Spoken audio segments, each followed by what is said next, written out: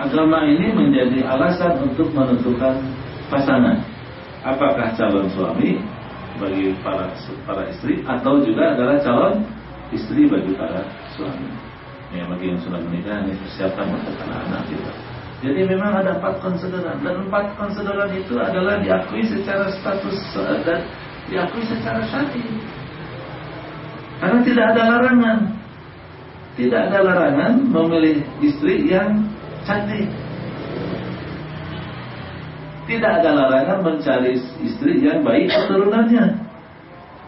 Tidak ada larangan mencari istri yang cukup hartanya. Jangan nanti kita nikahin dia, kita jadi sengsara. Atau sebaliknya, tidak ada larangan mencari suami yang ganteng, yang berketurunan baik, dan yang kaya raya. Tidak ada larangan. Silakan menjadi konsideran.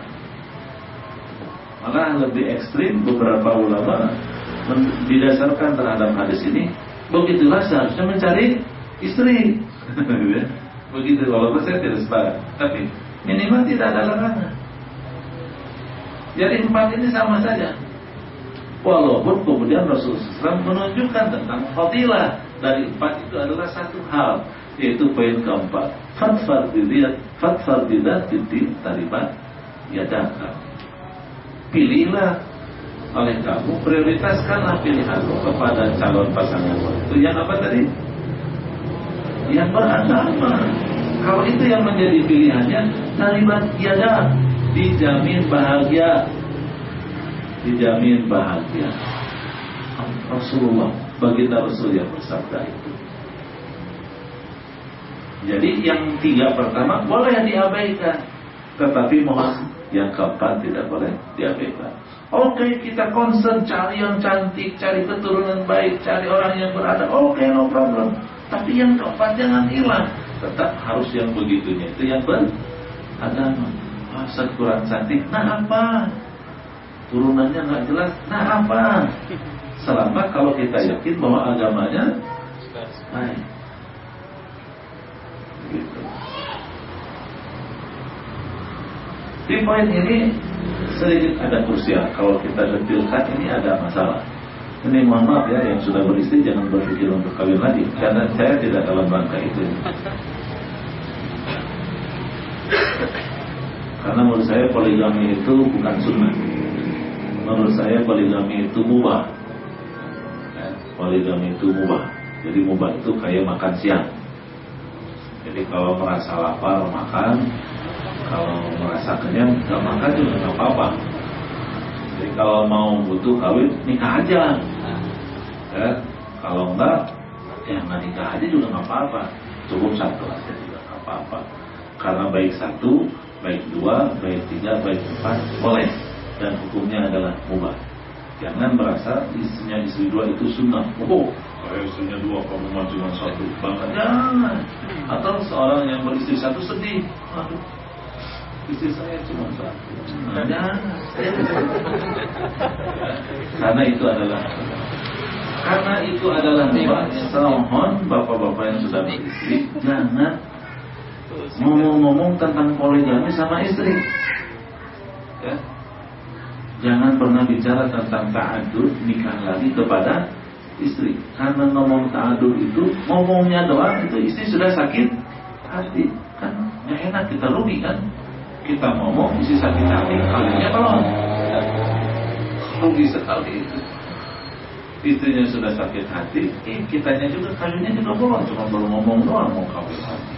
Jadi itu hindari pembicaraan ta'adud poligami dengan istri. Ya, jangan. So, saya mau kawin aja lagi. Itu hukumnya adalah mubah.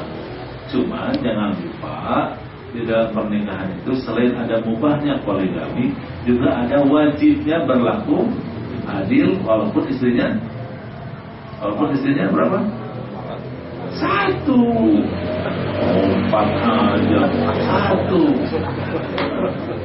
Makanya karena 1 itu juga harus adil. Wa in khiftum alla ta'dilu wahidah. Kalau takut tidak berlaku adil karena 2, 3 atau 4, cukup 1. Kenapa 1? Karena kalau istri 1, kemungkinan untuk adil lebih besar. Bukan pasti adil, tetapi kemungkinan untuk adil lebih besar. Karena ada ceritanya di mana ya, di Burkina Faso tuh, Burkina Faso, sebuah negara di Afrika Timur apa tengah, pilihan Prancis, mayoritas muslimin dan dipimpin orang Kristen. Nah di sana tuh kaum musliminnya itu kalau dia punya penghasilan, gitu ya, punya apa dari mana ya, dari dagang, dari pekerjaan jasa, dari mana lah, dari gaji misalnya. Si penghasilannya itu suka dikasih ke istrinya. Apa namanya? Nafkah ya. Menurut bapak-bapak itu adalah nafkah. Taruhlah misalnya kalau dirupiahkan 5 juta. Dia punya penghasilan 5 juta, habis itu 5 juta dikasih kepada istrinya, apa namanya? Nafkah. Tapi setelah dirinci, di breakdown itu yang 5 juta, yang dapat bukan istrinya ternyata. Yang lebih banyak itu malah si suaminya tadi yang ngasih. Benar, itu di Burkina Faso bukan di Laguna. Jadi kalau makan apa dipasakin makanan yang paling gembul makannya siapa? Suaminya. Kalau dipakai cucian baju yang paling kotor bajunya siapa? Suaminya. Udah hobi bola lagi kan musim hujan. Kalau jadi cicilan motor yang paling banyak pakai siapa? Suaminya. Belum lagi nanti hamil, belum lagi lahir anak, yang beli susu dari mana? Dari 5 juta itu. Biaya sekolah dari situ juga, cicilan rumah dari situ. Istrinya apa dapatnya? Tidak jelas. Menurut bapak-bapak itu, lelaki suami muslim di Burkina Faso itu adil tidak? Adil tidak? Tidak. Makanya boleh silakan nikah lagi, tapi pikir-pikir jangan-jangan kita tidak adil. Padahal kita baru punya istri satu pun juga tidak adil. Dari situ kita mau dari mana tadi beloknya? Dari mana ya tadi beloknya kita? Agama. Menentukan pilihan, ya.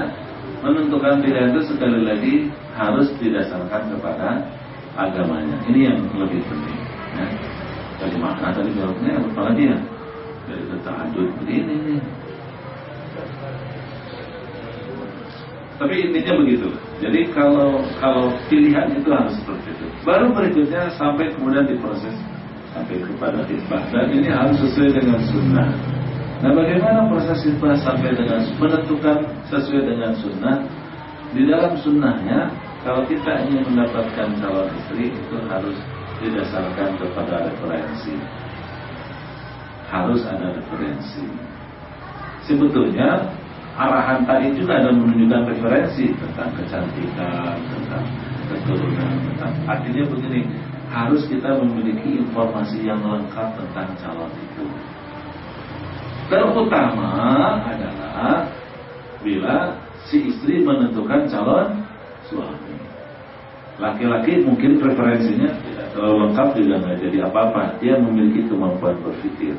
Tetapi kalau perempuan itu menurut saya menentukan calon suami untuk menerima suaminya untuk dinikahi itu betul-betul harus mendapatkan referensi yang kuat. Tapi juga laki-laki juga samalah harus sama kuat. Kenapa? Karena kalau sudah kecenderungannya yang ditonjolkan itu biasanya cinta itu buta katanya ya. Walaupun kadang-kadang yang jelas katanya tidak tuli katanya. Perempuan juga bisa membedakan mana Honda CR-V sama Honda Astrea 2000. Ada yang bisa beda. Bahwa cinta itu kadang-kadang menipu. Kalau orang sudah tertarik kepada lawan jenis itu sudah menipu. Diingatkan juga nggak nurut. Diingatkan juga nggak nurut. Kadang-kadang ngebela-belain. Oh jangan sama dia mah sayang, kamu mau perempuan cantik putih, dia mah hitam kayak begitu. Sayang, nanti anaknya kayak zebra lagi. Itu nggak terima itu perempuan. Apa-apa, itu kan lambang maco. Oh ya. Putih mah katanya bencong kan jadi begitu. Dibela-belain. Jangan sama dia mau pelit minta ampun.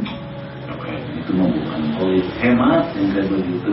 Jadi susah. Oleh karena itu dia membutuhkan referensi. Ya, membutuhkan referensi. Nah, intinya untuk menentukan sunnahnya di dalam menentukan pilihan itu agar apa yang dituntut